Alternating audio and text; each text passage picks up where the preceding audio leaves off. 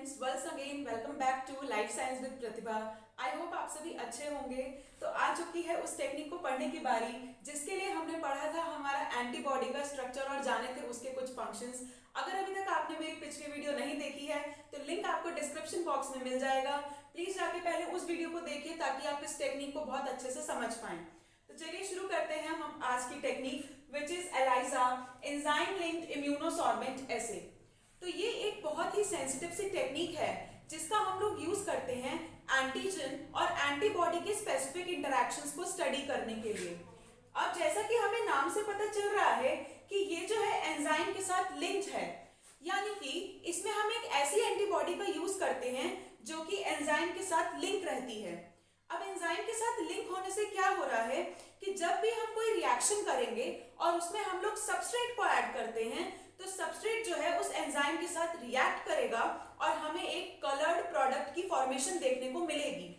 तो उसी से हम डिटरमाइन कर पाते हैं कि रिएक्शन हो रही है या फिर नहीं हो रही है। अब ये जो टेक्निक है ये बहुत ही मॉडर्न इम्यूनो टेक्निक है या फिर हम बोल सकते हैं एक इम्यूनोलॉजिकल एसे है। तो इस टेक्निक को स्वीडन में काम करते हुए दो साइंटिस्ट ने डिस्कवर किया था जब ये लोग स्टॉकहोम यूनिवर्सिटी ऑफ स्वीडन में वर्क कर रहे थे। पीटर परलमैन एंड ईवा इंगवॉल इन दोनों ने एलाइजा के कॉन्सेप्ट को सामने लाया। तो इसमें इन्होंने क्या करा, एक स्पेसिफिक एंटीबॉडी का यूज करा जो कि कोवेलेंटली एंजाइम के साथ कपल्ड थी। अब उसकी वजह से क्या हुआ, हमें बहुत सारे रिएक्शंस देखने को मिलते हैं। अब कैसे पता चलेगा कि कौन सी एंटीबॉडी कितने एंटीजन्स के साथ जाके बाइंड करेगी? तो उसके लिए एक सीधा सा फंडा है कि जितना ज्यादा एंटीजन हमारे पास प्रेजेंट होगा उतनी ही ज्यादा एंटीबॉडीज जाके बाइंड करेंगी, which means that the amount of antibody which will bind with the antigen it is directly proportional to the amount of antigen present। अब इस चीज को हम लोग डिटेक्ट या डिटरमाइन कैसे कर सकते हैं? तो उसके लिए हम लोग यूज करते हैं स्पेक्ट्रोफोटोमीटर का। हम लोग स्पेक्ट्रोफोटोमेट्रिकली इस चीज को डिटरमाइन करते हैं कि वो जो क्लियर सबस्ट्रेट हमारे पास प्रेजेंट था वो कैसे कैसे कलर्ड प्रोडक्ट में चेंज होता जा रहा है। तो इस चीज से हम पता लगा सकते हैं कि हमारी रिएक्शन फर्दर प्रोसीड कर रही है। अब किसी भी चीज को पढ़ने का फायदा तो तभी है जब उसकी कोई इंपॉर्टेंस हो। तो ये टेक्निक बहुत ज्यादा इंपॉर्टेंट है। ये कुछ एप्लीकेशंस हैं इसकी कि कहाँ हम इसको अप्लाई कर सकते हैं। तो क्लिनिकल डायग्नोसिस में बहुत इंपॉर्टेंट रोल ये प्ले करती है। जैसे कि अगर HIV इन्फेक्शन है यानी कि human immuno deficiency virus, HIV infection को डायग्नोस करने के लिए हम इस टेक्निक का यूज कर सकते हैं। या फिर अगर आपको किसी भी फूड प्रोडक्ट से किसी टाइप की एलर्जी है उसको डिटेक्ट करने के लिए हम एलाइजा यूज कर सकते हैं। HIV इन्फेक्शन के साथ साथ अगर किसी टाइप का कोई वायरल, बैक्टीरियल या फंगल इन्फेक्शन है तो वो भी हम इस टेक्निक से डिटरमाइन कर सकते हैं। उसके अलावा dengue fever, TB which means tuberculosis and hepatitis B जैसे इन्फेक्शंस को भी डायग्नोस करने में ये टेक्निक है बहुत ही कारगर। अब प्रेगनेंसी टेस्ट किट्स जो आ रही हैं आजकल वो भी एलाइजा पे बेस्ड हैं। अब बात करते हैं कि एलाइजा परफॉर्म करने के लिए हमें कौन से स्पेसिफिक कंपोनेंट्स की जरूरत है। तो हमारे पास 7 मेन कंपोनेंट्स हैं जिसमें से पहला है प्राइमरी एंटीबॉडी। तो ये प्राइमरी एंटीबॉडी ही है जो जाके सबसे पहले एंटीजन से बाइंड करती है। तो जस्ट सपोज अगर ये कोई प्राइमरी एंटीबॉडी है, जैसा कि हमने पढ़ा था कि it is a Y shaped molecule. So this is a primary antibody which will bind to the antigen on a specific epitope. This is an antigen.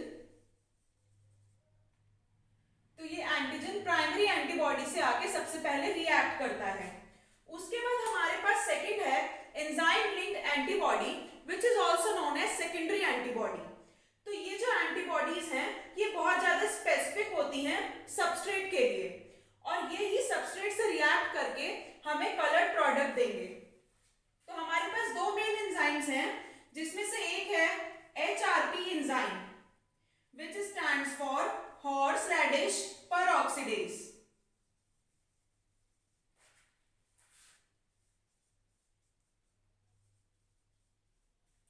And the second enzyme we have is AP which stands for alkaline phosphatase। Both of these enzymes are very specific for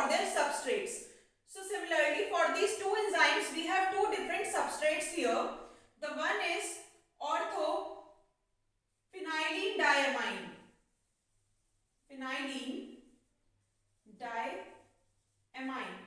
this is very specific for the HRP enzyme. And another we have is para nitrophenyl phosphate,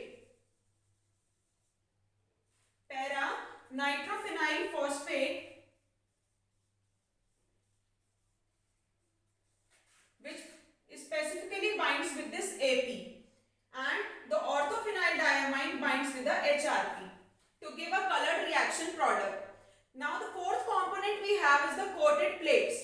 So what these coated plates do, whatever antigen or antibody we want to detect, तो एक well में हम लोग क्या करते हैं, उस antigen या एंटीबॉडी को कोट करते हैं. जो मोस्ट कॉमन कोटेड प्लेट्स हम लोग यूज करते हैं वो 96 वेल प्लेट्स होती हैं जो कि पॉलीस्ट्रीन की बनी होती हैं. पॉलीस्ट्रीन प्लेट्स. फिर हमारे पास सैंपल बफर है जो कि एक कांस्टेंट पीएच प्रोवाइड करेगा ड्यूरिंग द रिएक्शन.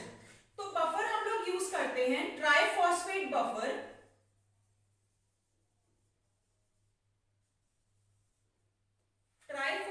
बफर, जिसका पीएच रहता है 7.4 के अराउंड.